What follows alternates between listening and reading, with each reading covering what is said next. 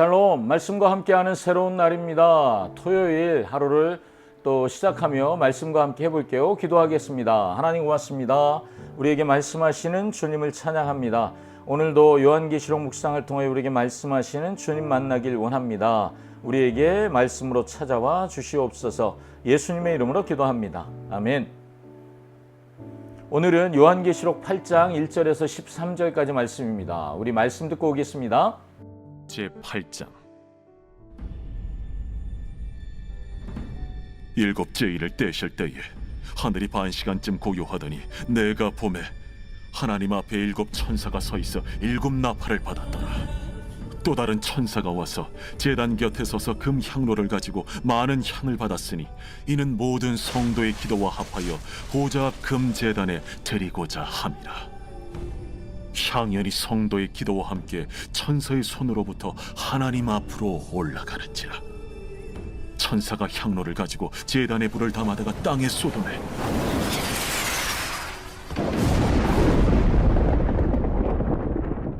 우레와 음성과 번개와 지진이 나더라. 일곱 나팔을 가진 일곱 천사가 나팔 불기를 준비하더라.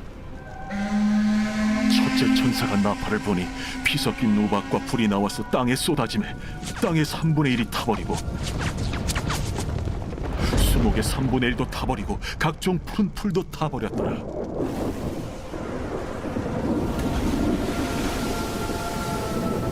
둘째 천사가 나팔을 보니 불붙는 큰 산과 같은 것이 바다에 던져지매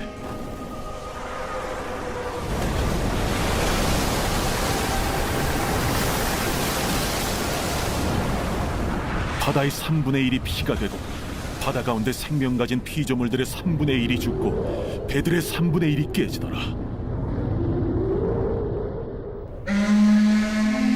셋째 천사가 나팔을 보니 횃불같이 파는 큰 별이 하늘에서 떨어져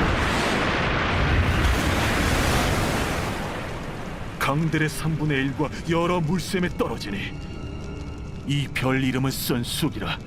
물의 3분의 1이 쓴 쑥이 되매 그 물이 쓴 물이 되므로 많은 사람이 죽더라.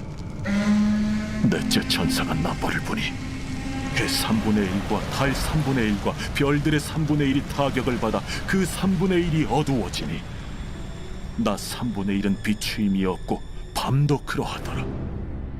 내가 또 보고 들으니 공중에 날아가는 독소리가 큰 소리로 이르되 땅의 사는 자들에게 화가 있으리니 이는 새 천사들이 불어야 할 나팔 소리가 남아있음이로다.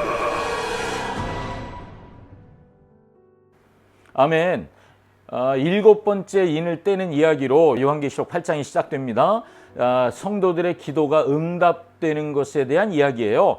요한계시록 8장이 그 일곱 번째 인을 떼는데 첫 번째부터 여섯 번째까지 인이 6장에서 떼어졌어요. 그리고 7장에는 다시 앞으로 일어날 우리가 그 마지막 날에 볼 그런 예배의 모습을 기록하고 있었고요. 그리고 8장 1절이 되니까 다시 어린 양이 일곱 번째 인을 떼십니다. 모든 봉인이 해제된 거죠. 두루마리의 내용이 다 이제 공개되는 거예요. 그리고 30분간 태풍 같은 고요함이 찾아왔다. 1절을 그렇게 말해요. 그리고 일곱 천사들이 나팔을 불기 시작합니다. 일곱 인, 일곱 나팔, 일곱은 완전한, 그래서 완전한 도장이 떼어졌고 그리고 완벽한 나팔들이 부러지기 시작했다, 이런 말이겠죠.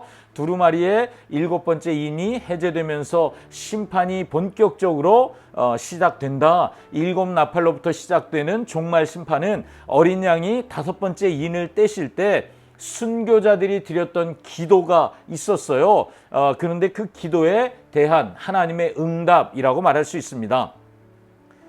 일곱 나팔 재앙은 계시록 그 6장 10절에 나오는 도미티안 황제의 핍박으로 순교한 성도들에 대한 기도의 응답, 좀 전에 말씀드렸죠. 처음 네 천사가 나팔을 하나씩 불기 시작하니까 땅, 바다, 강 그리고 천체에 재앙이 떨어지기 시작하는 것이 6절부터 12절까지 기록되어 있습니다.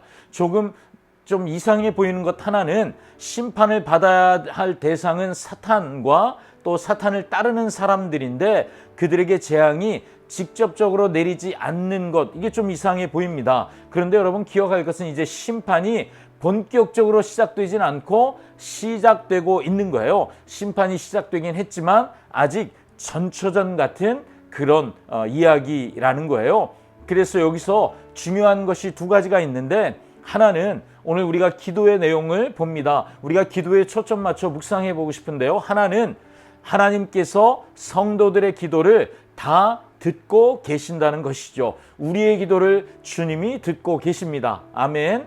두 번째는요, 하나님의 심판이 죽임당한 성도들의 기도의 응답이라는 거예요. 여러분, 순교한 성도들이 기도하고 있습니다. 하나님, 이 땅에 빨리 임하십시오. 그리고 이 땅의 죄악을 심판해 주십시오. 그래서 6장 10절의 순교자들의 기도, 그것이 어떤 기도였죠?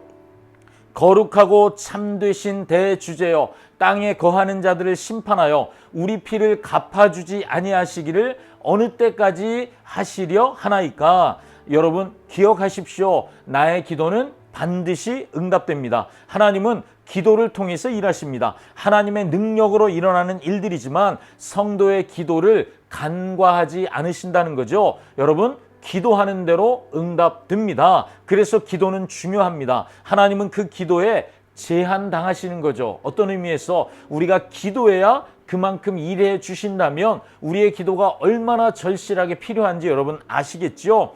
기도하기를 멈추는 것이 죄라고 사무엘이 말한 것처럼 기도를 기다리시는 하나님 앞에 나아가 기도하는 것, 그것이야말로 가장 가치 있는 일, 가장 우리가 해야 할 헌신, 그것이 기도라고 말할 수 있겠죠. 또 우리가 기억해야 할 것은 하나님은 내 기도를 들으시는 분이에요. 들으시니까 응답하시죠. 그리고 이 기도를 들으시는 장면, 여러분 오늘 본문을 보니까 그게 심판, 재앙과 연결이 되는 것을 봅니다. 하나님은 고난의 순간, 우리가 생각하지 못하는 재앙의 상황에서도 성도의 기도를 들으시는 분입니다. 이것은 곧 하나님의 관심, 하나님의 사랑은 아무리 힘들고 고통스러운 순간에도 나를 향하고 있음을 보여주는 거죠. 하나님은 나에게 관심이 많으십니다. 내 기도를 듣고 계세요. 나의 신음소리도 지나가지 않으시는 분입니다. 그래서 기억하십시오. 오늘도 나는 하나님의 은혜로 살아가는 존재이고요.